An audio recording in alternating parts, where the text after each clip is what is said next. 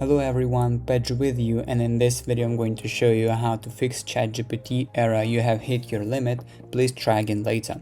So as you can see, I have the same problem here and it appears only on mobile devices using ChatGPT. So as you can see, if I hit retry, and then the message will be resent and I will hit this the same problem.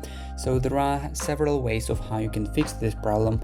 As I said, this problem only appears on the mobile version of ChatGPT, so if we open it on the desktop it will work perfectly, or you can just go to the Safari browser and type in ChatGPT, find the ChatGPT website, go for it and click on the little icon just on the left side from the domain right here, and then go and click on the three dots and choose request desktop website.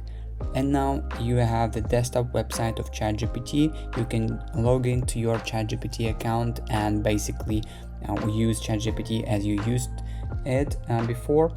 And the last way is you need to just simply wait a little bit, because this problem always connects with the ChatGPT usage by premium users. So maybe if you wait for a bit, it will be fixed. This problem will be fixed by the servers and it will work perfectly for you as it did. So basically this is it. It is how you can fix this ChatGPT error.